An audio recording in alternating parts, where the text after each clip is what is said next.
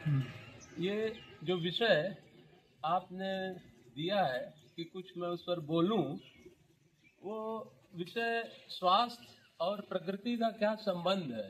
प्रकृति से आशय मेरा ये है कि जो नेचुरल ब्यूटी है जो प्रकृति ने हम लोगों को दी है, सबसे पहले मैं आपको ये बताना चाहता हूँ कि जब आप घर में रहते हैं, घर में आप सुबह से शाम तक हैं, एक फीलिंग्स आपको अलग होती है। लेकिन जब आप घर से बाहर निकलते हैं, प्रकृति की गोद में जाते हैं, प्रकृति के नजदीक, जैसे यहाँ पे आपको सब ये दिख रहा है, नेचुरल वातावरण, नेचुरल एटमॉस्फेयर, जब आप प्रकृति की गोद में रहते हैं तो आपको वो थोड़ा अच्छा लगता है, थोड़ा क्या बहुत अच्छा लगता है।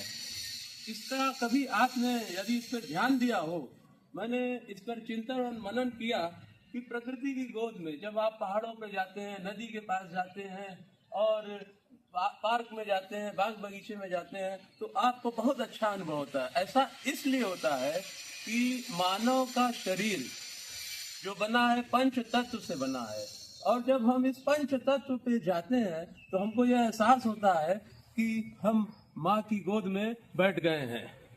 तो आज जो भी सिस्टम चल रहा है, मेडिकल सिस्टम चल रहा है, उसके विषय में दो लाइन बोलना चाहता हूँ। मेडिकल सिस्टम जो एलोपैथ है वो किसी भी चीज का क्योर नहीं करता है। आपको एक तरफ रिलीफ देगा तो दूसरी तरफ कई परेशानियां खड़ी कर देगा।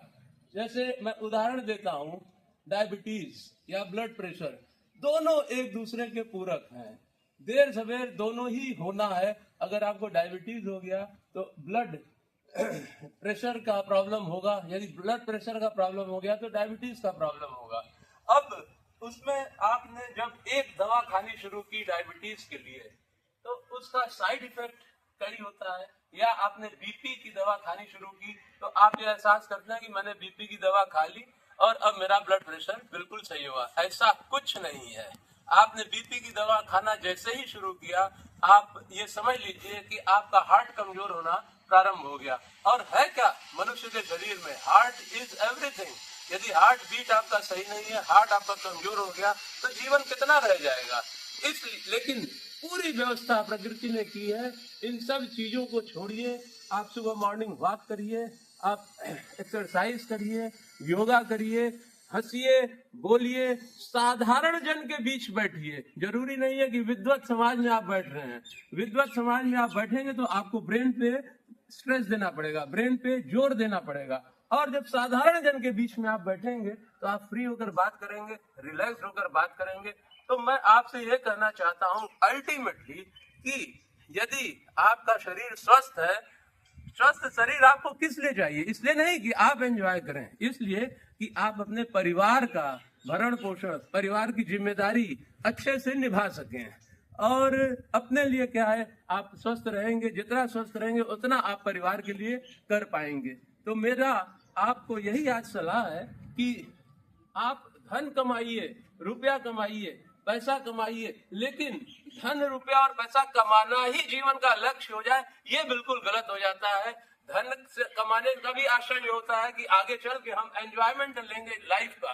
लेकिन ज्यादातर लोगों को मैंने देखा है कि धन कमाने में पूरा जीवन चला जाता है, एंजॉयमेंट का टाइम नहीं मिलता। जब पैसा होता है तो खाने पीने पे कंट्रोल हो जाता है, जब पैसा आता है तो अब आप में पावर नहीं रहा, शक्ति नहीं रही कि आप पहाड़ों पे चढ़ सकें, प्रकृति की गोद में जा सकें। आपको चलने के लिए सहारा चाहिए। तो अभी भी समय है, समय रहते आप प्रकृति की गोद में जाइए, पैसा कमाइए, लेकिन प्रत्येक क्षण को आनंद पूर्वक बिताना अपने जीवन का लक्ष्य रखिए। बस आज मेरा यही कहना है। दो बातें, पैसा कमाइए लेकिन प्रत्येक क्षण को, जीवन को आनंद से व्यतीत करें। यही है जो सार है, जो मैंने आज तक अनुभव किया है, आपको मैं बता रहा हूँ अनुभव अपना। और जब तक आप स्वस्थ हैं तब तक आप एंजॉय कर सकते हैं। जहां आप स्वस्थ नहीं है तो आप लाइफ एंजॉय नहीं कर सकते हैं। और जीवन की यात्रा बहुत बड़ी नहीं है। आइए आज हम प्रण लें कि पैसा तो कमाएंगे, धन तो कमाएंगे, लेकिन साथ ही साथ अपने स्वास्थ्य का पूर्ण ख्याल रखेंगे। स्वास्थ्य का ख्याल मैं अंत में ये कहना चाहता हूं कि दवा के माध्यम से नहीं, स्वास्थ्य का ख्याल आप प्रकृति की गोद में जाइए, प्रकृति को एंजॉय करिए। बहुत कुछ है जो कि आप एंजॉय कर सकते हैं, प्रकृति के गोद में जाइए और जहां तक संभव हो कोशिश करिए कि स्ट्रेस न लें, क्योंकि हमारे यहाँ कहा भी गया ना, वही है वही जो राम रचि राखा। जब होना ही वही है तो फिर हम और आप उसमें ज्यादा दिमाग क्यों लगाएं। चलिए आज से स्वास्थ्य के प्रति जागरूक रहिए और जीवन के प्रत्येक पल का आनंद लीजिए। नमस्कार।